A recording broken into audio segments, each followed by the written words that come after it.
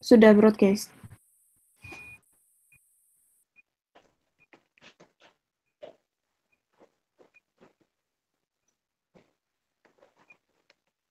Silakan Mbak Desi.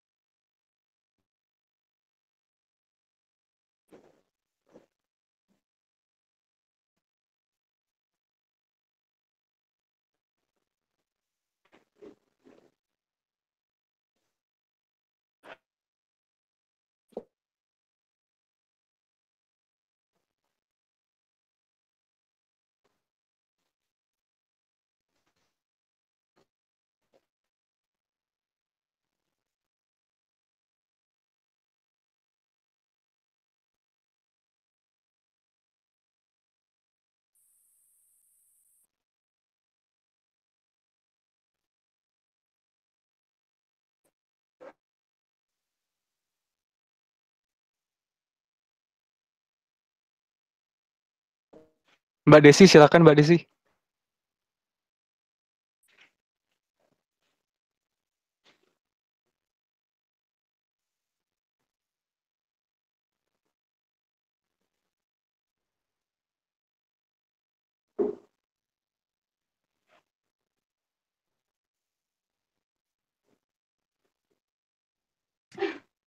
Mbak Desi silakan dimulai ya.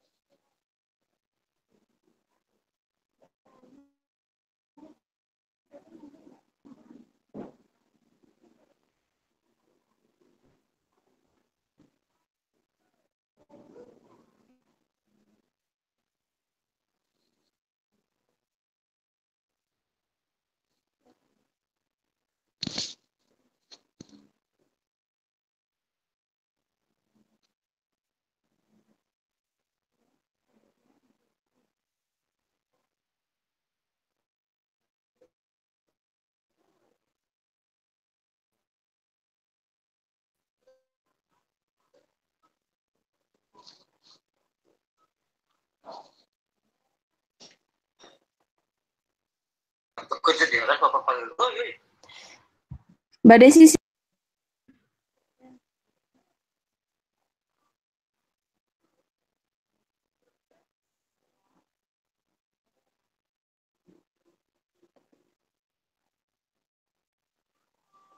Mbak Desi bisa langsung dimulai sekarang.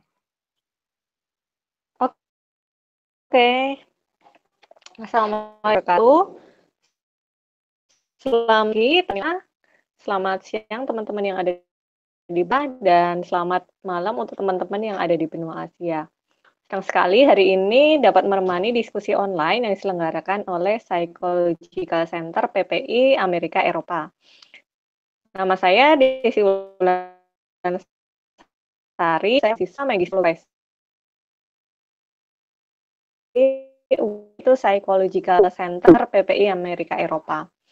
Psychological Center PPI Amerop ini merupakan program yang dituju siswa PPM bidang klinis belajar di wilayah Amerika dan Eropa tentu saja. Program yang diberikan ini berupa konsultasi yang meliputi berbagai hal seperti akademik, keluarga, atau layanan konsultasi yang diberikan ini dilakukan oleh praktisi psikologi atau tokoh agama dan diberikan secara gratis. Program ini mulai sejak Februari 2018 kurang lebih. Nah, bagi teman-teman yang ingin berkonsultasi, mungkin bisa mengisi formulir yang linknya bisa dilihat di sosial PPI Dunia. Nah, diskusi online kali ini adalah diskusi online yang pertama kali diselenggarakan Psychological Center. Kali ini ada mengurangi dampak negatif stres pada mahasiswa Indonesia di luar negeri. Kami akan menghadirkan 3 orang pembicara yang akan menyampaikan terkait dengan stres, gejala-gejalanya, penyebab, dampak, dan bagaimana mengatasinya, serta bagaimana kondisi di lapangan. Nah, di akhir sesi nanti akan ada sesi tanya jawab, dan apabila ada teman-teman yang nanti akan bertanya, silahkan tuliskan komentar dan nanti akan diberikan jawaban di akhir sesi. Nah, selanjutnya saya akan memperkenalkan 3 orang pembicara yang akan menyampaikan materi pada diskusi kali ini. Pertama, ada Kak Delviantri Bandoro atau Kak Bandoro. Nah, Kak Bandoro ini adalah praktisi psikologi yang pernah bekerja dengan salah satu lembaga pemasyarakatan, institusi kepolisian, dan Badan Kesatuan Bangsa dan Politik dalam menyikapi fenomena kesehatan mental di Indonesia. Yang kedua ada Kak Erina, dan Kak Erina ini adalah psikolog klinis alumni Universitas Gadjah Mada yang memiliki pengalaman di bidang konseling, asesmen, rekrutmen, dan seleksi karyawan. Kak Erina memiliki concern terhadap isu-isu kesehatan mental dan pengembangan diri. Nah, saat ini Kak Erina bekerja di BPSDM Hukum dan HAM, Kementerian Hukum dan HAM Republik Indonesia. Yang ketiga ada Kak Ria Dwi Agustina atau Kak Rere. Kak Rere ini adalah alumni Fakultas Psikologi UI yang kemudian melanjutkan pendidikan ke Psychiatric Research Division of Psychosis di King College London dan saat ini sedang menyelesaikan studi PhD di Department of Psychiatry McGill University Kanada dan sedang menjalankan clinical internship di Douglas Mental Health University Hospital Montreal, Kanada. Nah, untuk selanjutnya nanti pemateri akan menyampaikan materinya masing-masing. Silakan teman-teman menyimak materi yang diberikan dan nanti boleh langsung bertanya dengan menuliskan komentarnya. Nah, untuk yang memberikan materi pertama ada Kak Bandoro. Apakah Kak Bandoro sudah siap?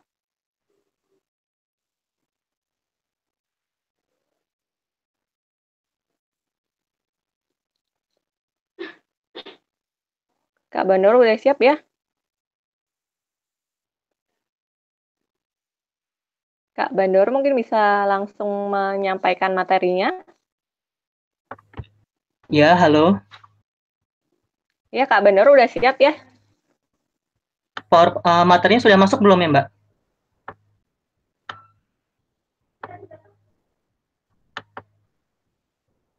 Sudah?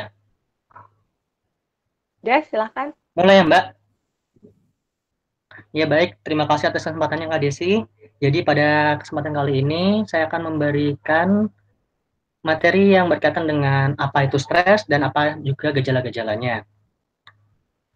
Jadi, stres itu merupakan reaksi yang muncul pada suatu ketegangan yang dirasakan individu saat menghadapi situasi yang baru, tidak menyenangkan, berbahaya, mengancam, atau menuntut. Tapi pada konteks kali ini adalah mahasiswa Indonesia yang kuliah di luar negeri, itu mereka mengalami yang namanya akulturatif stres. Apa sih akulturatif stres itu? Jadi akulturatif stres adalah kondisi menurunnya status mental pada individu yang sedang beradaptasi pada budaya baru. Nah, jadi dari sini konteksnya sudah ada ini ya, udah ada sedikit persamaan di mana memang stres ini sebagai bentuk adanya respon terhadap situasi yang menekan atau situasi yang baru. Terus setiap individu pastinya pernah mengalami yang namanya stres. Karena tadi saya menyebutkan stres merupakan bentuk reaksi ataupun respon terhadap suatu keadaan yang baru atau suatu keadaan yang menekan, reaksi tersebut bisa bereaksi dalam hal fisiologis. Jadi di dalam reaksi fisiologis ini reaksi fisiologis pada saat stres itu mengaktifasi hipotalamus yang selanjutnya mengendalikan dua sistem neuroendokrin, yaitu sistem saraf simpatetik dan sistem saraf parasimpatetik. Jadi di sini ada yang namanya hipotalamus. Bisa dilihat di dalam slide yang saya tunjukkan di lingkaran merah ini merupakan hipotalamus yang mengaktifasi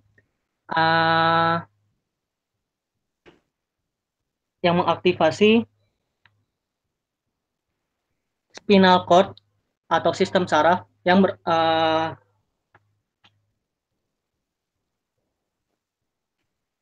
mengaktifasi berbagai organ dan otot polos yang berada di bawah pengendaliannya. Sebagai contohnya, bisa dilihat di saraf simpatetik,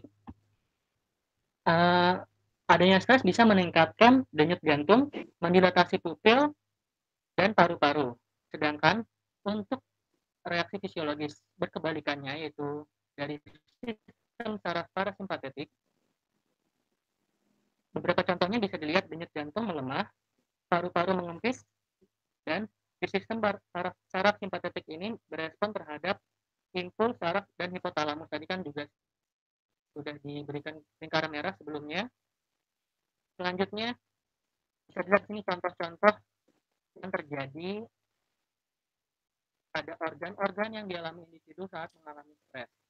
Maaf, Kak Bandoro, potong slide-nya belum pindah, Kak, dari halaman pertama.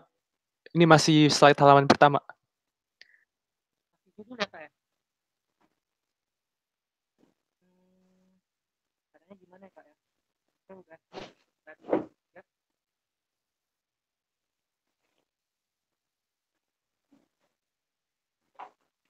Ya. Belum, Kak.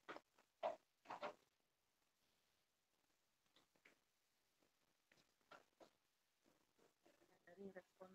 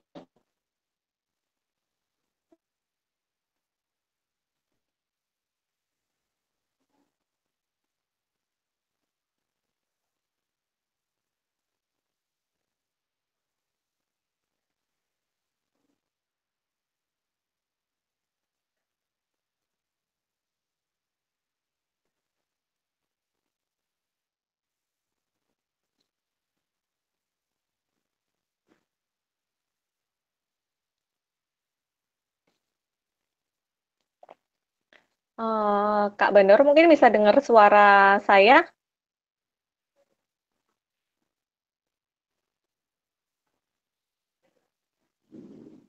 Kak Bandoro mungkin bisa dengar suara saya sekarang karena mungkin teman-teman yang lain ini nggak bisa dengar suara Kak Bandoro.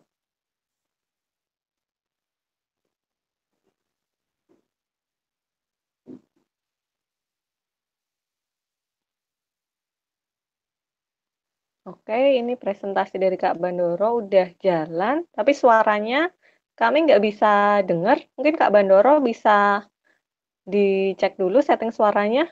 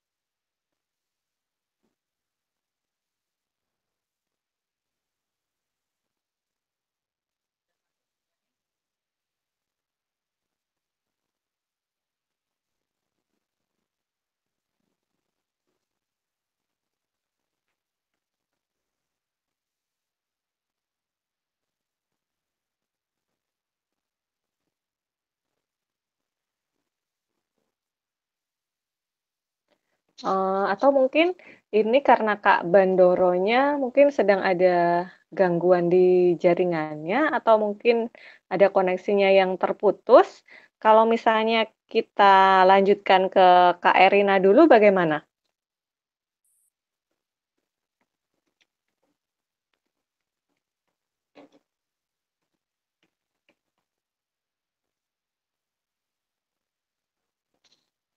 Kak Erina bisa dengar suara saya? Halo, bisa? Oke, Kak Erina lanjut dulu ya sambil kita nunggu Kak Bandoro jaringannya stabil lagi. Oh iya. Ya, boleh silakan Kak Erina lanjut dulu ya. Silakan Kak Erina menyampaikan materinya.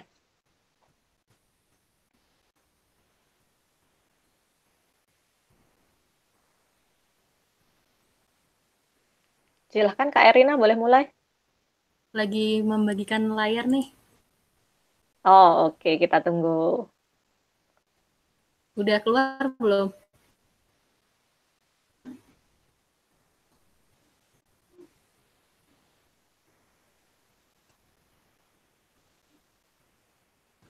Wajah saya yang nampang, Kak. Sorry. Ini udah keluar? Udah, sip. Oh iya.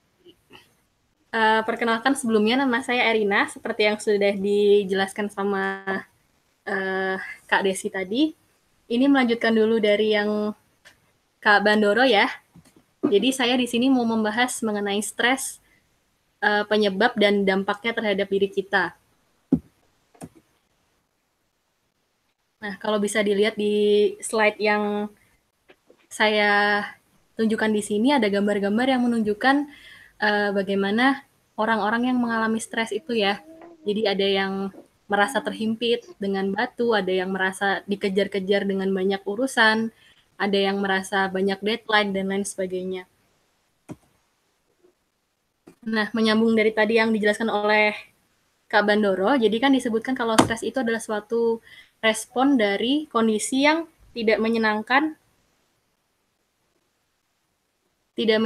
sehingga menimbulkan suatu respon yaitu stres. Nah, bagaimana bisa terjadi stres? Di situ adalah adanya stres terlebih dahulu yang kemudian dia itu menyebabkan stres. Jadi, stresor itu adalah stimulus eksternal atau internal yang berpotensi menyebabkan stres.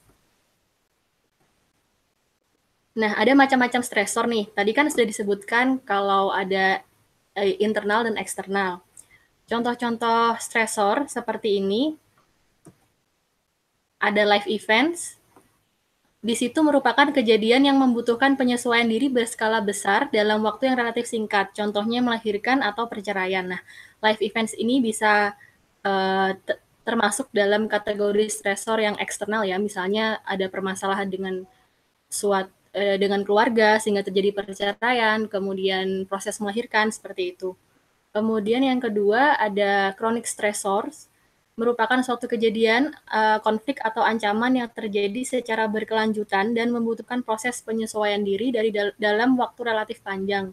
Jadi di sini stresor yang kronis di sini adalah suatu kejadian yang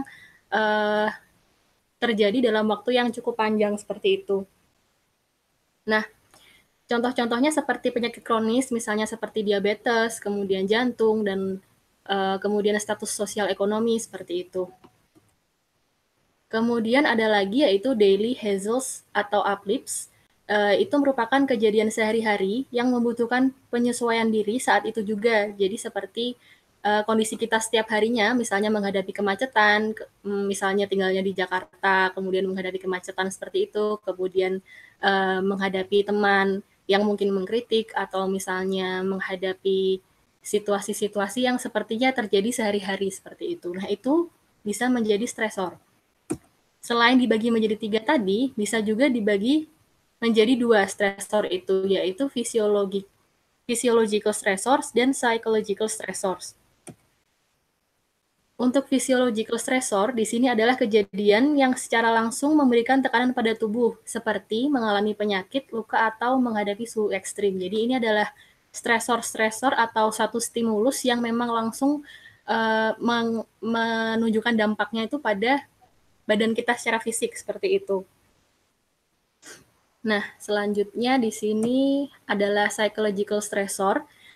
Jadi ini adalah kejadian apapun yang dianggap mengancam atau menantang bagi individu. Dan ukuran mengancam atau tidaknya itu tergantung dari penilaian individu masing-masing. Jadi di sini ada kata yang saya garis bawah dan saya bold, itu adalah dianggap. Jadi psychological stressor ini adalah kejadian yang menurut persepsi kita masing-masing itu merupakan suatu hal yang mengancam atau menantang seperti itu. Misalnya contohnya ada 2 orang, A dan B, sama-sama dihadapkan dengan stimulus putus cinta misalnya.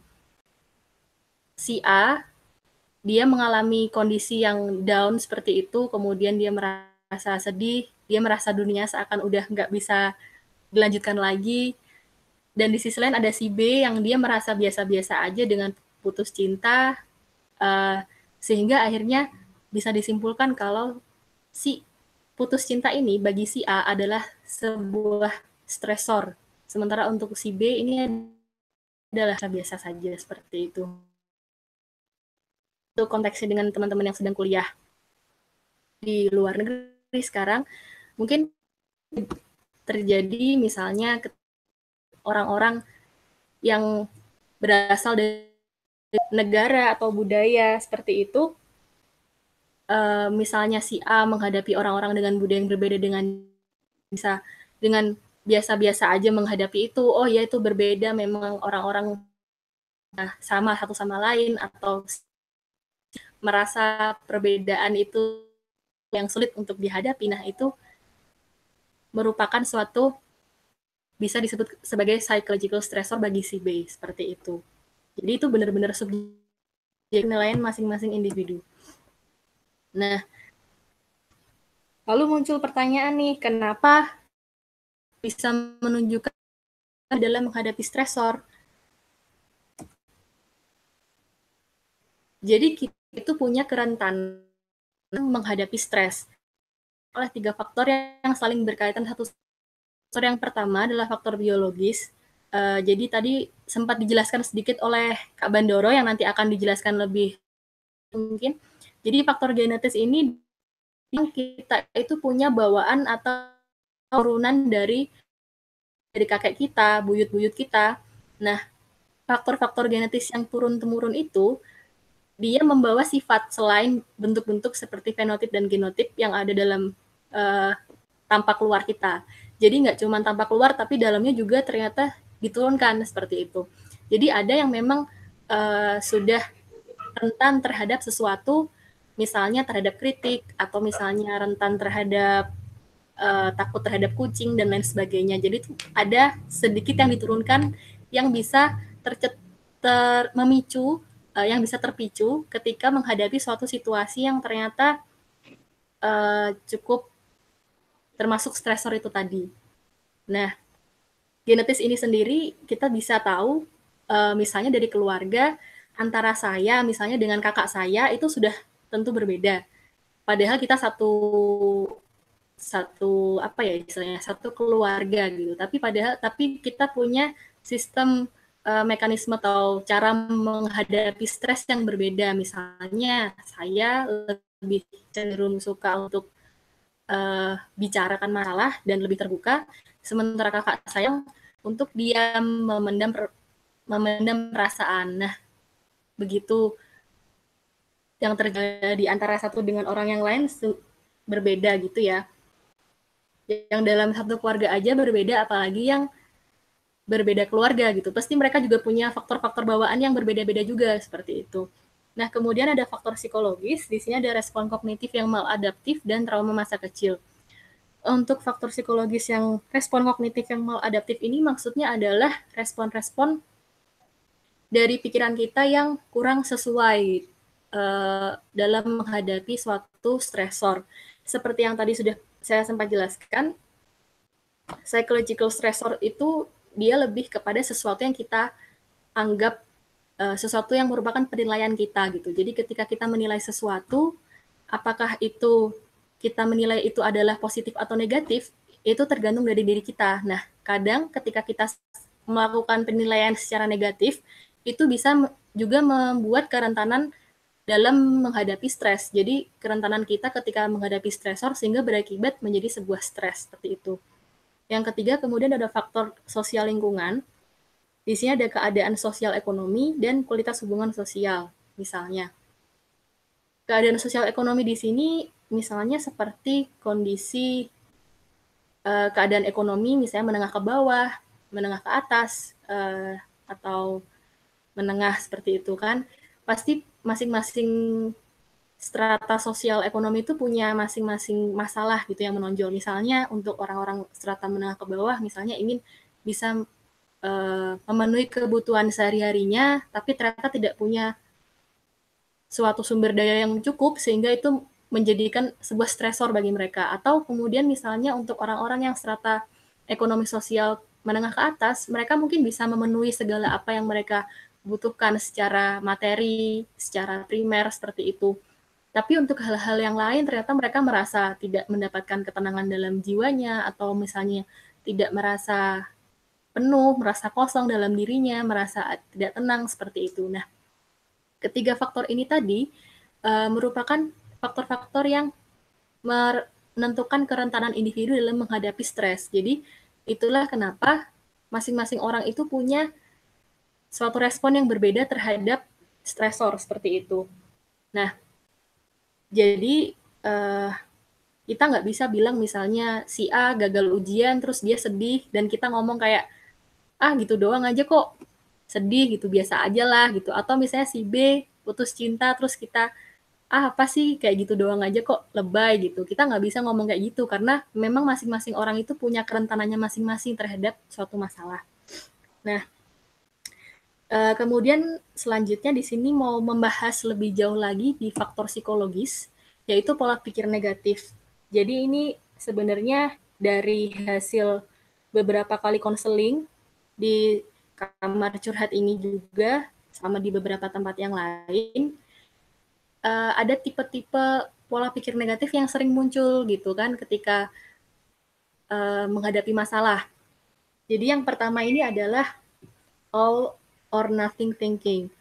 Untuk yang pertama ini, jadi seseorang untuk berpikir kalau suatu situasi itu kalau nggak semuanya jelek, ya semuanya bagus gitu. Tapi lebih kebanyakan sih mikirnya semua itu jelek. Misalnya kayak muncul pikiran-pikiran, aku selalu gagal dalam melakukan segala hal. Atau apapun yang aku lakukan itu salah, kayak gitu.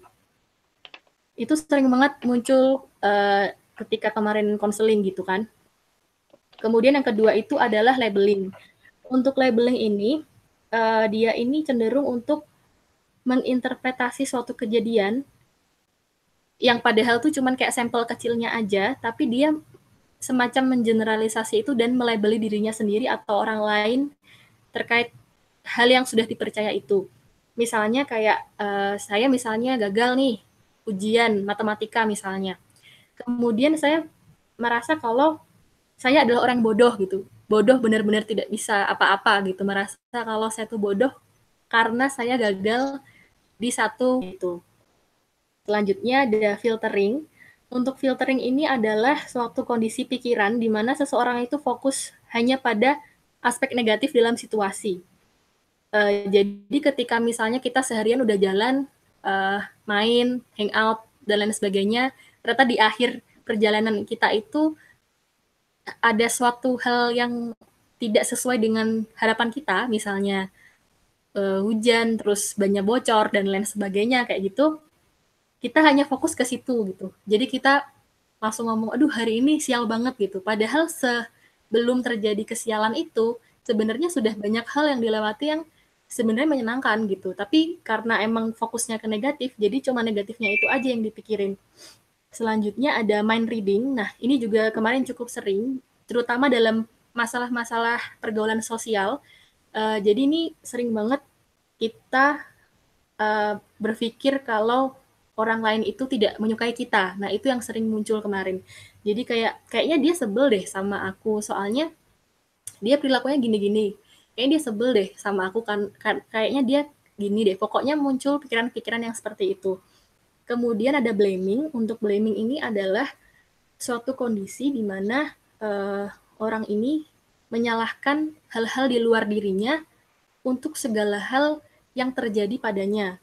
Jadi misalnya nih contohnya kayak sebenarnya aku nggak suka masuk ke jurusan ini, tapi orang tua aku nyuruh aku kayak gini gitu. Atau sebenarnya sih aku pengennya di tempat lain gitu, tapi aku disuruh gini gitu. Jadi kayak blaming ke orang lain gitu kan.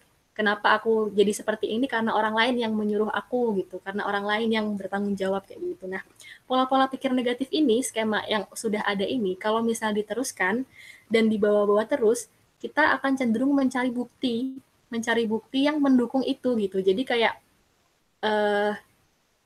mau dikasih suatu hal yang positif tuh sulit karena udah terlanjur punya suatu skema dalam pikiran itu kalau itu tuh ada hal-hal yang negatif gitu. Jadi emang untuk bisa masuk nggak sulit gitu. Nah, tapi bukan berarti itu nggak bisa dilakukan untuk membawa hal-hal yang positif itu bisa dilakukan asalkan ada keinginan dan ada kesadaran gitu dan ada kesiapan juga untuk menerima kalau memang ada pikiran seperti itu dalam dirinya. Seperti itu. Nah, sebenarnya apa sih dampak stres terhadap diri gitu kan? Nah, tadi kan sudah dijelaskan nih banyak banget pikiran negatif misalnya atau memang sudah ada dari genetis dan lain sebagainya. Di sini dampak stresnya itu ada mudah sakit, merasakan emosi negatif, mudah lupa, mengalami gangguan tidur, dan lain sebagainya. Nah, untuk yang mudah sakit ini, mungkin kalau misalnya teman-teman mau coba untuk lebih melihat ke dirinya, saat ini apakah pernah waktu ujian sakit perut atau flu atau seperti apa gitu. Pokoknya ketika ada sesuatu kejadian, terus kalian sakit gitu. Nah, itu mungkin bisa jadi karena kalian stres gitu. Jadi stres itu secara nggak langsung dia tuh bisa mempengaruhi kondisi imunitas tubuh sehingga kita mudah terserang penyakit gitu kan. Penyakit-penyakit yang kayak infeksi misalnya kayak penyakit kulit gitu kan, kayak herpes yang ringan gitu, terus flu, terutama flu sama asam lambung tuh yang paling sering tuh asam lambung biasanya. Nah, itu. Kemudian yang kedua dia merasakan emosi negatif itu seperti merasa marah, sedih, kesal dan lain sebagainya. Kemudian juga bisa mudah lupa karena memang kalau stres itu jadi kayak fokusnya tuh susah gitu. Jadi terus gampang lupa terhadap sesuatu yang udah kita lakukan. Kemudian mengalami gangguan tidur, bisa kebanyakan tidur atau susah tidur. Seperti itu. Nah, kalau stres itu sendiri kan tadi sebenarnya ada macam-macam ya stresor yang udah saya jelasin tadi. Ada yang jangka panjang, jangka pendek, ada yang emang sehari-hari, ada yang dari psikologi, ada yang dari fisiologis. Cuman kalau misalnya kita mau lihat nih stres, untuk stres yang sehari-hari aja, ibaratkan ini adalah gelas nih, lagi dipegang. Gelas itu gelas ukuran minum aja biasa gitu kan. Itu kan ringan ya. Ibaratkan itu adalah stres yang sehari-hari dilakukan, yang sehari-hari ditemui gitu, stresor yang sehari-hari ditemui gitu kan. Kalau misalnya gelas ini dipegang buat 5 menit aja, itu pasti rasanya biasa-biasa aja kan, nggak capek, nggak kebas atau apalah seperti itu. Cuman kalau misalnya gelas itu saya minta teman-teman buat megang selama 5 jam, 2 hari, 1 tahun, tanpa bergerak sama sekali, itu pasti lama-lama kan tangannya capek, kebas, lama-lama jatuh tuh bisa-bisa pecah gelasnya. Nah, itu ibaratnya sama ini gitu. Jadi dia dipegang terus sama kita tanpa kita tahu gitu gimana cara meletakkan si stres ini supaya kita bisa berfungsi dengan lebih baik, dengan lebih tenang dan nyaman gitu. Nah, mungkin setelah ini nanti akan dilanjutkan oleh Kak Rere untuk menjelaskan nih gimana supaya bisa meletakkan sejenak stres yang dialami ini dan bisa dengan lebih positif kayak gitu kira-kira.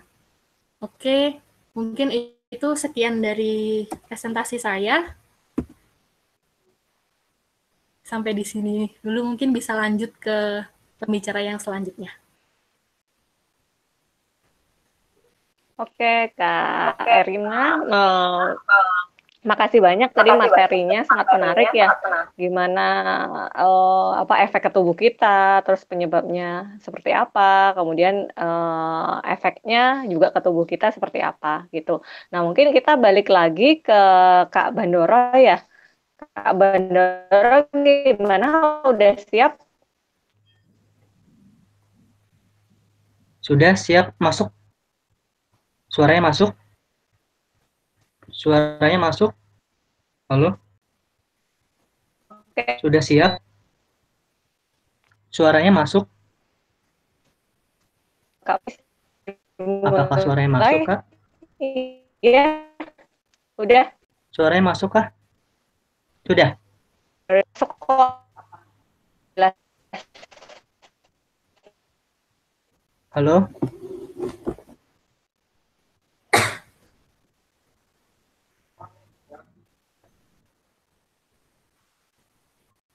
Kak Bandoro boleh silahkan mulai. Ya. Baik, terima kasih. Terima kasih atas kesempatannya. Maaf tadi ada sedikit trouble. Saya akan mempresentasikan, sebenarnya ini harusnya di awal, mengenai apa sih stres itu dan juga apa sih gejala-gejalanya. Tadi sebelumnya sudah banyak dijelaskan oleh Kak Erina, jadi saya juga akan memberikan materinya secara singkat saja. Jadi apa sih stres itu? Stres itu merupakan reaksi yang muncul pada suatu ketegangan yang dirasakan oleh individu saat menghadapi situasi baru, tidak menyenangkan, berbahaya, mengancam, atau menuntut.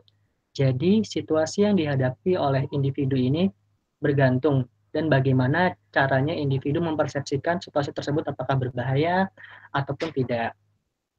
Apabila individu tersebut mempersepsikan bahwa situasi itu berbahaya, maka individu tersebut bereaksi dan akan menjadi stres. Tadi juga sudah dijelaskan oleh Mbak Erina sebelumnya mengenai adanya faktor kognitif atau tadi disinggung mengenai masalah persepsi. Lalu konteks di sini pada mahasiswa Indonesia yang kuliah di luar negeri. Jadi stresnya itu mereka mengalami yang namanya akulturatif stres. Apa sih akulturatif stres itu? Akulturatif stres adalah kondisi menurunnya status mental pada individu yang sedang beradaptasi pada budaya baru. Permasalahan ini sangat sering ditemui oleh mahasiswa Indonesia yang kuliah di luar negeri. Selanjutnya, karena tadi saya sempat mention istilah kata reaksi, jadi memang stres itu memiliki reaksi yang muncul meliputi fisiologis, psikologis, perilaku, dan sosial. Selanjutnya, reaksi fisiologis. Reaksi fisiologis pada saat stres itu mengaktifasi yang namanya hipotalamus di dalam otak, yang selanjutnya mengendalikan dua sistem neuroendokrin, yaitu sistem saraf simpatetik dan yang berlawanan adalah sistem parasimpatetik. Kedua sistem saraf ini mengaktifasi berbagai organ dan otot polos yang berada di bawah pengendaliannya. Sebagai contohnya bisa dilihat pada slide yang saya tunjukkan. Di sini ada beberapa contoh dari permasalahan organ pada saraf simpatetik. Bagian contohnya seperti meningkatkan denyut jantung, mendilatasi pupil, dan juga mendilatasi paru-paru. Dilatasi di sini ada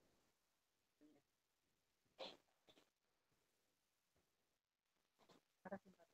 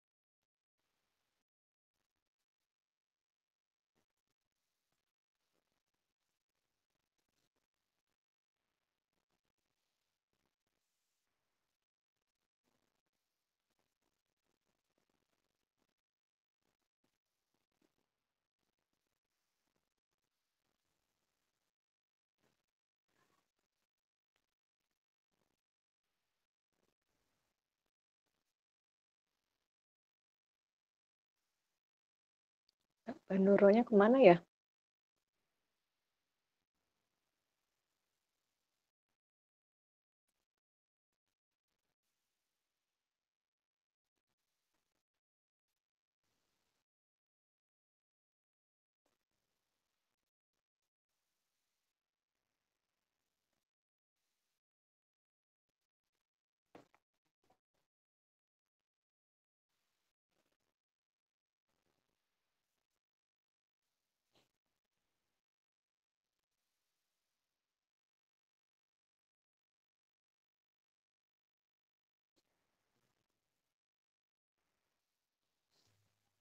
Halo, halo, halo.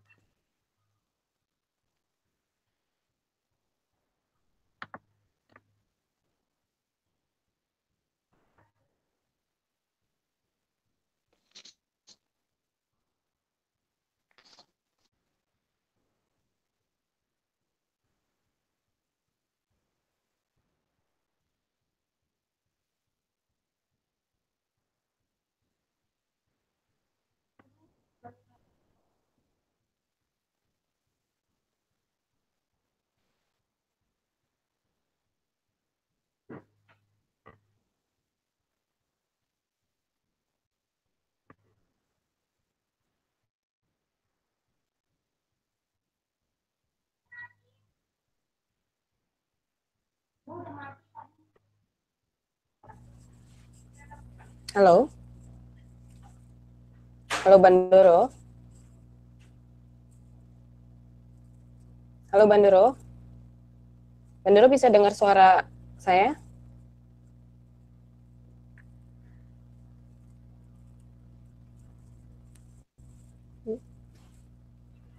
Halo. Nah, ya Bandoro. Pak Bandoronya Nah, ini ya. Ya mungkin bisa dilanjut Kak Bandoro udah kembali nih, mungkin bisa Nggak lanjut terconnect. tadi yang terakhir. Cerita tentang apa itu stres, gimana reaksinya. Mungkin bisa dilanjut sekarang.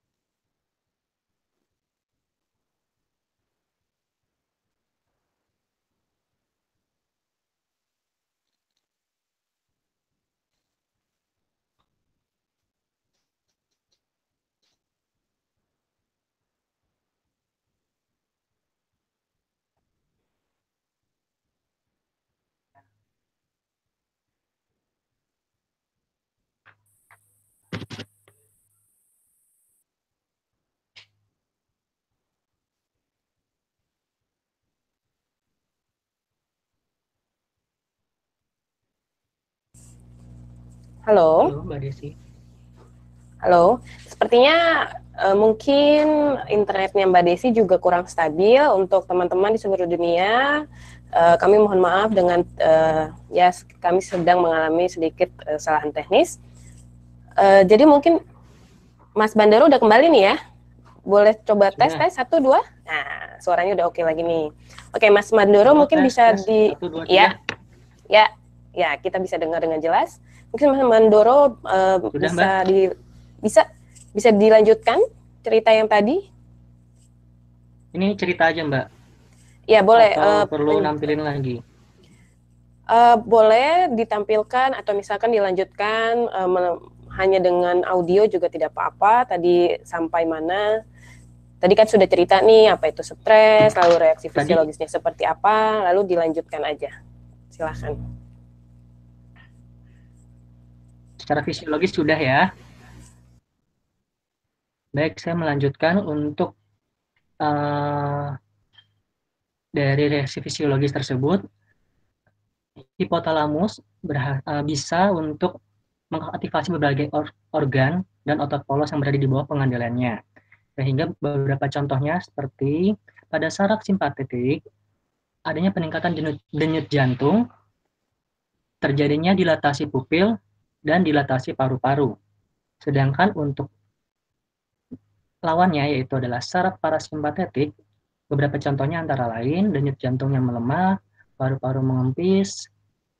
Selanjutnya ini ada beberapa gejala yang ditimbulkan dari stres. Karena tadi dari hipotalamus merespon berbagai organ, maka muncullah gejala-gejala fisik dari stres.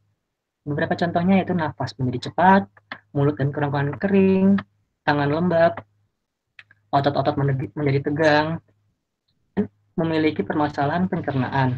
Beberapa contohnya seperti tadi yang sudah disebutkan oleh Mbak Erina, misalkan mahasiswa hendak mau ujian mengalami sakit perut. Itu adalah salah satu bentuk gejala fisik dari stres yang dialami oleh mahasiswa. Selanjutnya, individu tersebut juga merasa letih atau capek yang tidak beralasan. Dan biasanya sering ditemui individu mengalami sakit kepala. Untuk selanjutnya adalah gejala psikologis. Gejala psikologis dari stres ini umum banyaknya kita jumpai. Seperti individu tersebut itu merasa sedih, mudah jengkel, tidak berdaya, hilang semangat, hilang gairah. Dia juga merasa gagal akan dirinya, merasa gagal akan pencapaiannya. Individu tersebut juga sulit berkonsentrasi, dan juga tidak berminat terhadap orang lain. Selanjutnya gejala yang terakhir yaitu interpersonal. Individu ini kehilangan kepercayaan kepada orang lain. Individu ini juga mudah mempersalahkan orang lain, makanya kita sering temui bahwa ketika ada suatu masalah, maka individu ini mempersalahkan orang lain yang menjadi penyebab timbulnya masalah tersebut. Dan biasanya individu yang mempersalahkan orang lain ini sudah memiliki pandangan negatif terhadap suatu peristiwa. Selanjutnya, individu juga mudah membatalkan janji atau tidak memenuhi janji-janjinya. Individu ini juga suka mencari kesalahan orang lain atau menyerang orang lain dengan kata-kata yang kurang baik. Selanjutnya, stres ini digolongkan menjadi 2 sifat, yaitu sifat yang positif dan yang negatif. Stres yang bersifat positif adalah eustress. Eustress ini bersifat menyenangkan dan adanya perasaan dapat memuaskan diri. Stres ini dapat meningkatkan rasa percaya diri dan bisa menimbulkan hal-hal positif sebagai acuan dari motivasi. Ini bisa ditemui pada mahasiswa misalkan sudah dituntut untuk segera menyelesaikan tugas akhir, maka mahasiswa tersebut menjadikan tuntutan ini sebagai motivasi. Jadi adanya stres ini menjadi bersifat positif, sehingga mahasiswa tersebut bisa mengerjakan tugas akhirnya sesuai dengan tuntutan dari dosennya atau dari kampusnya, seperti itu. Selanjutnya, stres yang bersifat negatif. Stres yang bersifat negatif ini biasanya merusak dan tidak menyenangkan, sehingga individu mengalami gejala-gejala psikologis yang tadi saya sebutkan, dan juga gejala-gejala stres lainnya. Baik, dari saya cukup sekian. Mungkin bisa dilanjutkan kepada Mbak Rere, dan mohon maaf atas ketidaknyamanannya tadi karena ada problem di beberapa permasalahan teknis kali ya, internet atau jaringan atau apa. Baik, terima kasih. Halo. Materi yang disampaikan, ya, Pak Bandoro atas kan, jadi tadi melengkapi juga oleh Kak Erina, jadi sebenarnya stres itu macam-macam dan sangat tergantung dengan mana individu menghadapinya.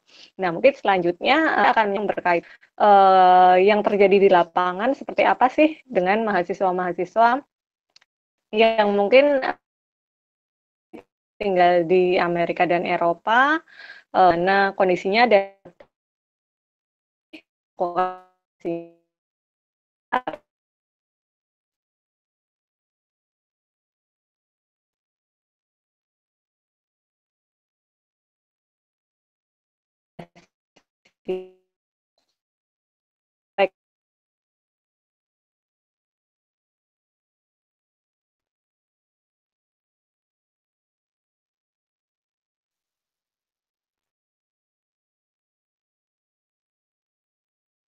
gimana?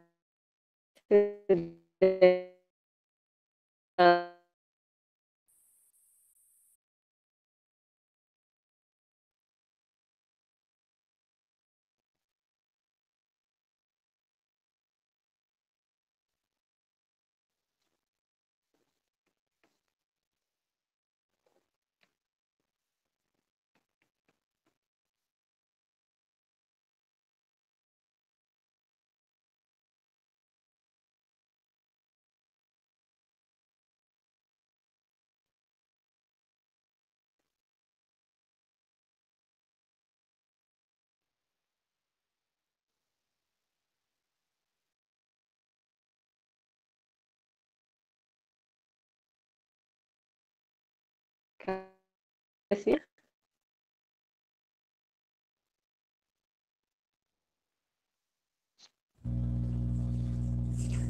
Ya, terima kasih untuk Mas Bandoro dan Mbak Erina yang sebelumnya udah menjelaskan tuh tentang apa itu stres, bagaimana dampaknya, bagaimana prosesnya, dan terima kasih pada Mbak Desi yang sudah menjadi moderator.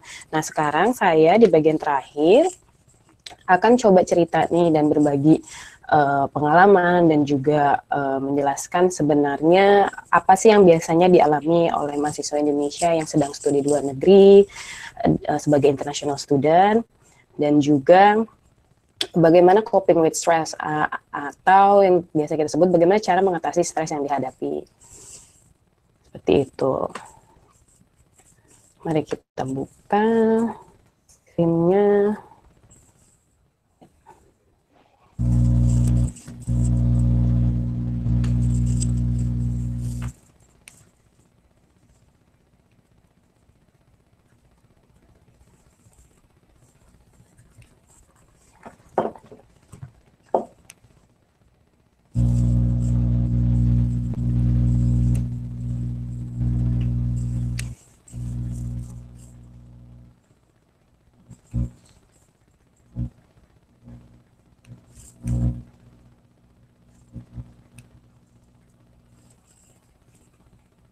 Sudah masuk belum ya PowerPoint-nya? Halo?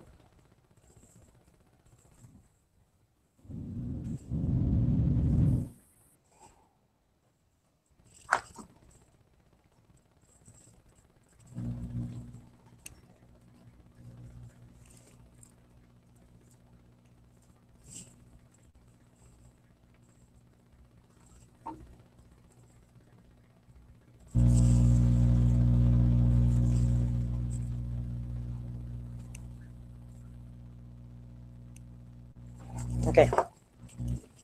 Jadi saya akan mulai nih dengan topik pertama tentang mahasiswa Indonesia sebagai international student itu biasanya mengalami stres yang berkaitan dengan apa sih? Nah, yang pertama adalah biasanya stres itu berkaitan dengan akademik. Biasanya mahasiswa-mahasiswa internasional termasuk dari yang berasal dari Indonesia seperti kita itu mengalami tantangan dalam bidang bahasa.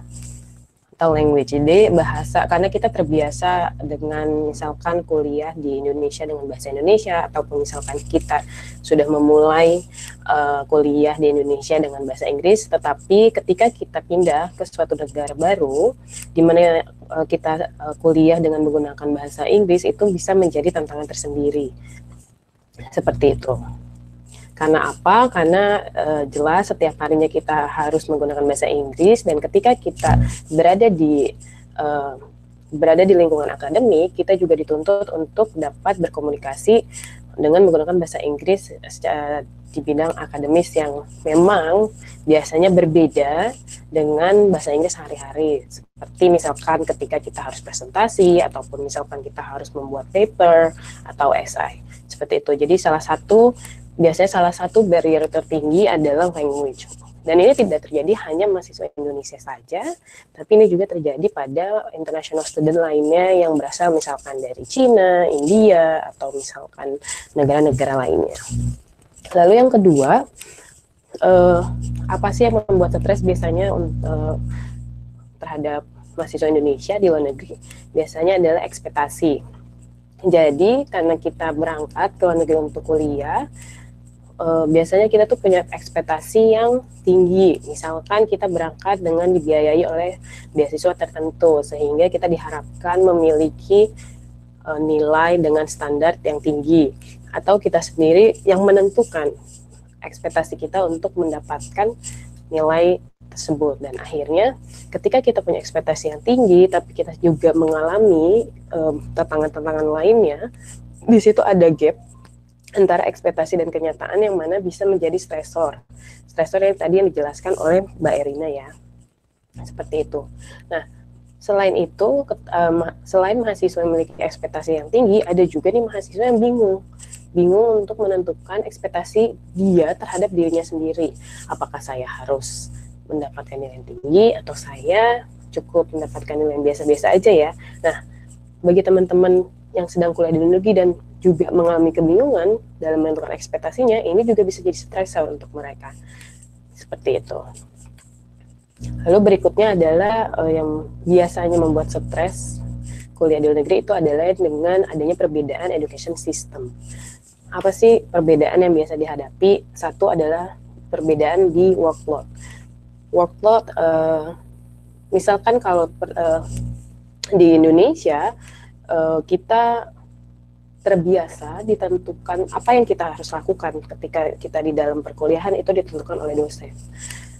Udah jelas, kamu tugasnya ini, kamu lakukannya seperti ini, ikuti policy-nya, ikuti rules-nya, dan selesaikan.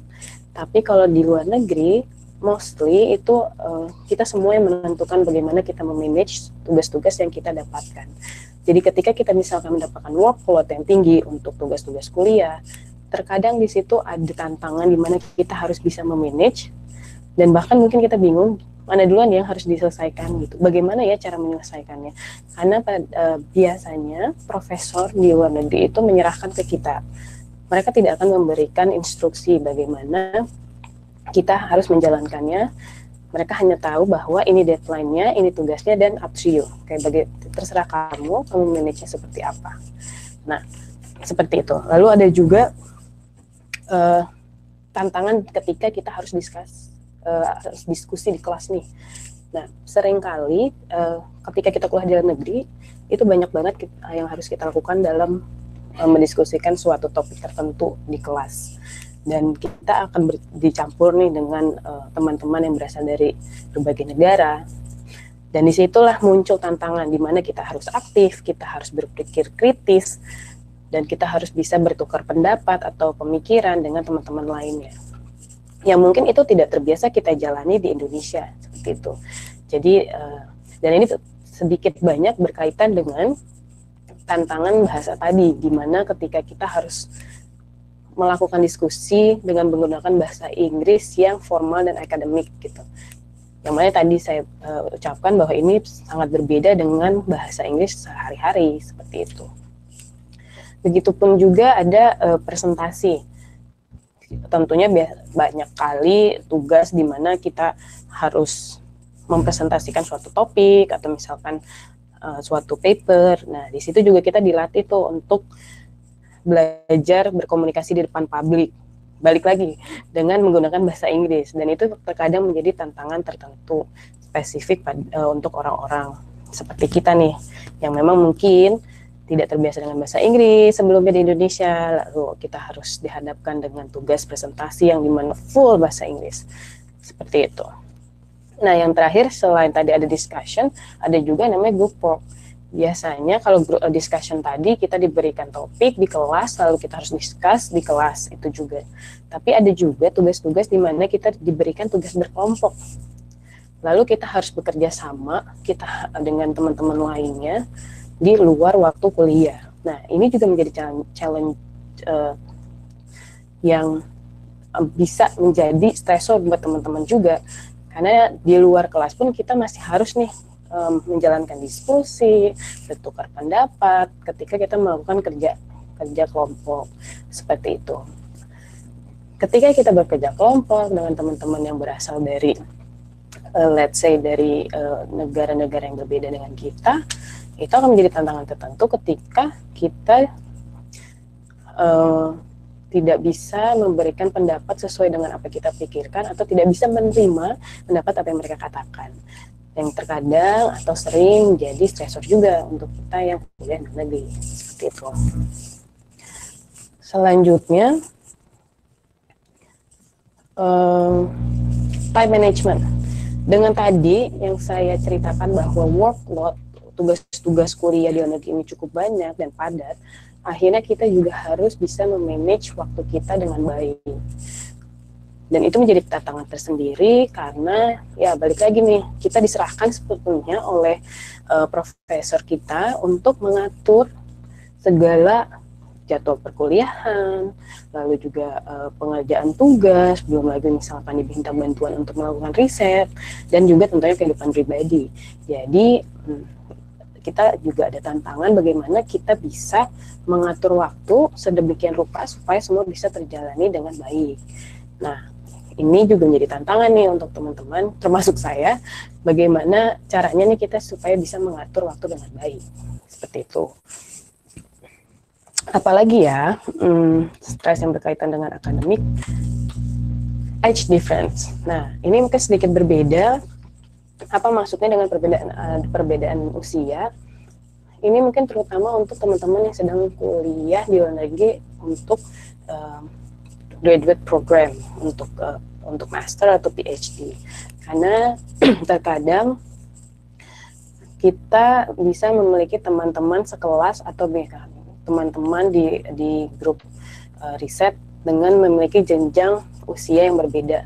Mungkin ada yang lebih muda dari kita, atau misalkan ada yang jauh lebih tua dari kita, sehingga kita dituntut juga untuk bisa beradaptasi dengan teman-teman yang memiliki usia yang berbeda, yang mungkin berpengaruh juga terhadap cara berpikir, cara berkomunikasi, dan itu juga menjadi challenge untuk kita yang sedang kuliah di luar negeri, seperti itu. Nah, yang kedua, selain tadi berkaitan dengan akademik, ada juga stres yang biasa dialami teman-teman yang berkaitan dengan culture shock. Nah, apa itu culture shock?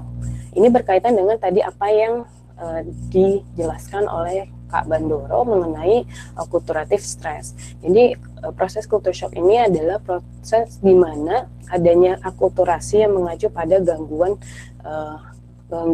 tingkah laku kita. Nah, proses akulturasi inilah yang tadi dibilang oleh Kak Bandoro bahwa ketika kita menghadapi budaya yang baru tempat kita studi, kita akan sedikit banyak mengalami perubahan dalam hal value atau nilai-nilai yang kita pegang, keyakinan ataupun tingkah laku, karena kita menghadapi budaya yang memang berbeda dengan misalkan budaya Indonesia, sehingga itu bisa menciptakan adanya culture shock di dalam diri kita dan menyebabkan kita mengalami stres seperti itu. Nah, apa aja sih stres yang berkaitan dengan culture shock itu? Satu, dengan adanya misalkan tadi perbedaan budaya antara Indonesia dengan negara tempat kita studi, akhirnya kita let's say kita tidak bisa melakukan adaptasi dengan baik, akhirnya kita bisa mengalami yang namanya loneliness dan social isolation, atau kita akhirnya mengalami kesepian, kita juga merasakan terisolasi secara sosial dari lingkungan kita, dari teman-teman kita di kampus misalkan, seperti itu. Lalu ada juga identity atau value confusion. Yang dimaksud di sini adalah ketika kita menghadapi perbedaan budaya dan kita terkadang bisa bingung nih dengan identitas kita sebagai orang Indonesia, katakanlah, atau misalkan kita jadi bingung dengan nilai-nilai yang selama ini kita pegang selama kita tinggal di Indonesia. Tapi setelah kita pindah ke negara baru untuk studi dengan perbedaan budaya yang mungkin sedikit banyak berpengaruh terhadap hidup kita, kadang itu bisa membuat diri kita bingung sendiri gitu. Seperti identitas saya itu sebenarnya, saya dulu di Indonesia misalkan biasanya saya menyimpan masalah dalam diri saya aja, tapi ternyata kalau di sini orang-orang dengan mudahnya bisa berpikir kritis, menyampaikan pendapat gitu, dan akhirnya itu menimbulkan kebingungan dalam diri kita, apakah saya harus tetap menjalani nilai-nilai yang saya pegang misalkan di Indonesia, ya udah saya tetap menjaga apa yang saya pikirkan saja untuk diri saya, atau saya harus melakukan adaptasi atau berubah untuk mengikuti pola tingkah laku yang biasa dilakukan orang-orang di negara tempat saya studi. Misalkan tadi, apakah saya jadinya harus ikutan mengatakan apa saja yang saya pikirkan atau tidak, seperti itu. Lalu berikutnya sense of loss dan homesick. Jadi ketika misalkan teman-teman mengalami adanya perbedaan budaya antara Indonesia dengan tempat studi teman-teman, akhirnya teman-teman mengalami culture shock dan akhirnya tadi mengalami kesepian atau terisolasi, akhirnya menyebabkan juga teman-teman bisa merasakan yang namanya kehilangan akan sesuatu, atau misalkan dan akhirnya mengalami homesick atau kangen nih dengan lingkungannya yang di Indonesia, seperti itu. Ketika teman-teman mengalami kesepian atau mengalami terisolasi secara sosial, tidak punya teman yang cukup banyak atau yang cocok dengan diri teman-teman sekalian, akhirnya teman-teman jadi rindu nih dan kangen dengan teman-teman di Indonesia ataupun keluarga dan merasakan kehilangan itu.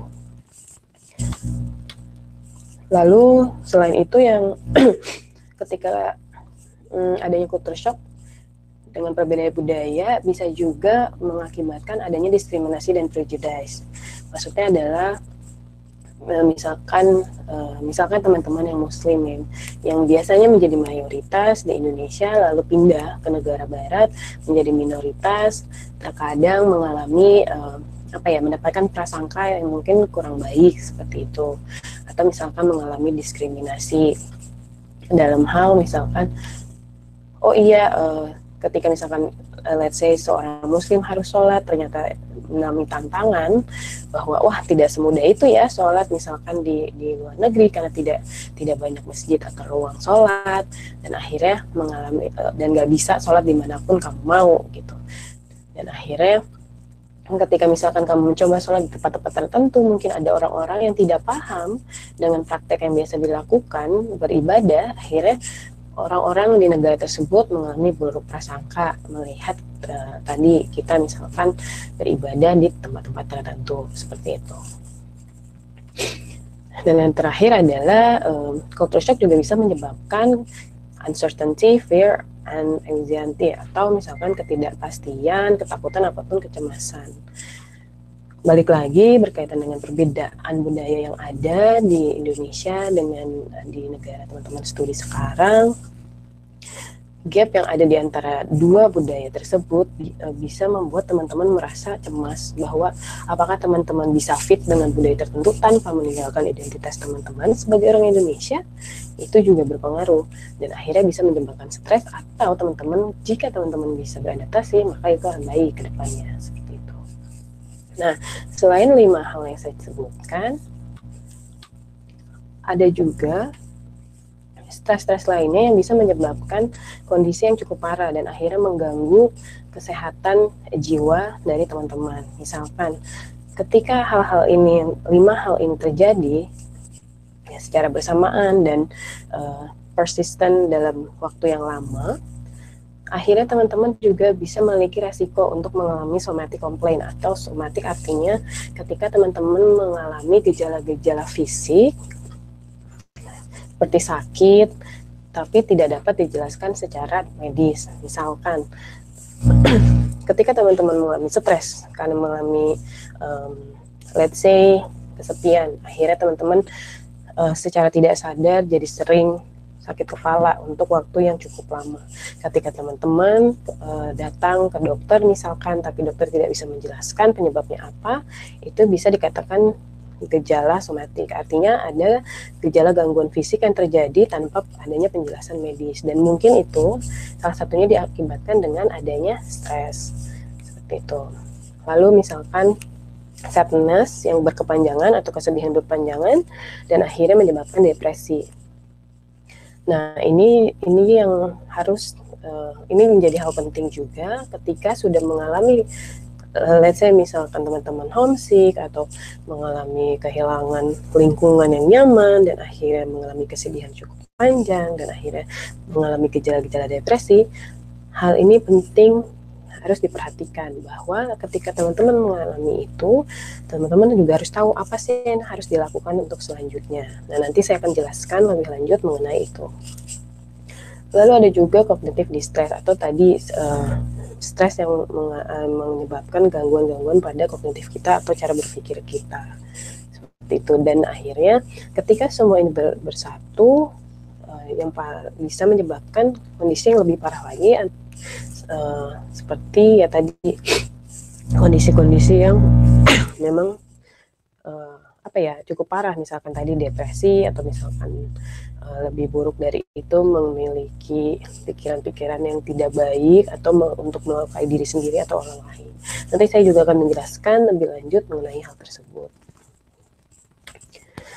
Nah, berkaitan dengan culture shock tadi, ini ada data dari penelitian yang dilakukan oleh Cross, Carl, and Elliott dari 95, 2001, dan 2013, bahwa kalau di dunia barat, teman-teman international student yang berasal dari Asia, termasuk kita dari Indonesia, itu biasanya tadi mengalami akulturasi stres yang lebih banyak daripada teman-teman yang berasal dari daratan Eropa. Kenapa? Kenapa kita sebagai orang Asia itu mengalami resiko yang lebih tinggi untuk mengalami stres? Ada 3 hal yang bisa menyebabkan itu. Satu, tadi yang sudah saya jelaskan, adanya mungkin karena adanya perbedaan budaya. Perbedaan budaya yang cukup jauh antara dunia timur, which is kita sebagai orang Asia yang berasal dari timur, dan juga budaya barat, di mana tempat kita studi, gitu ya. Nah, yang kedua, budaya orang Asia yang mungkin juga menyebabkan lebih tinggi resiko untuk mengalami stres adalah karena kita ini terbiasa dengan budaya untuk meredam ekspresi emosi kita. Jadi kita diajarkan dan sudah ditanamkan nilai di budaya timur bahwa kita tidak bisa, let's say misalnya kita tidak bisa sembarangan mengucapkan atau mengekspresikan apa saja yang kita rasa, dan akhirnya ketika kita mencoba mengendalikan atau menahan dalam hal mengekspresikan emosi, akhirnya itu juga menyebabkan stres jadi lebih tinggi. Yang ketiga adalah unhealthy help seeking pattern. Jadi dengan adanya pola mencari bantuan yang kurang baik dari kita sebagai orang Asia berkaitan dengan ya tadi dengan budaya di timur yang biasanya menimbulkan kepercayaan pada diri kita bahwa untuk membicarakan kesehatan jiwa itu adalah sesuatu yang memalukan, sesuatu yang tabu. Sehingga semua 3 hal ini berinteraksi satu sama lain dan membuat kita jadi lebih rentan nih, lebih memiliki resiko yang tinggi untuk mengalami akulturasi stres. Seperti itu.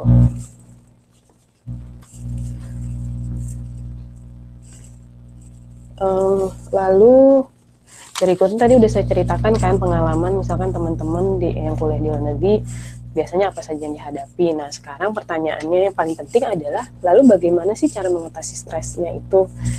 How to coping with stress. Nah, kita mulai dengan apa sih sebenarnya coping? apa sih cara menyelesaikannya gitu. Coping adalah bagaimana kita sebagai individu mengubah pikiran kita dan tindakan kita untuk mengatasi permasalahan-permasalahan yang bisa menyebabkan stres, baik yang berasal dari internal maupun eksternal diri kita gitu. Seperti itu. Nah, jadi prosesnya adalah ketika misalkan ada kondisi yang menyebabkan stres, secara sadar tidak sadar kognitif kita atau otak kita itu melakukan evaluasi, melakukan assessment. Dia otak kita berpikir bahwa dan mengukur kondisi stressful itu seperti apa. Dan akhirnya kita bisa menyimpulkan atau mendapatkan cara-cara untuk mengatasi situasi tersebut.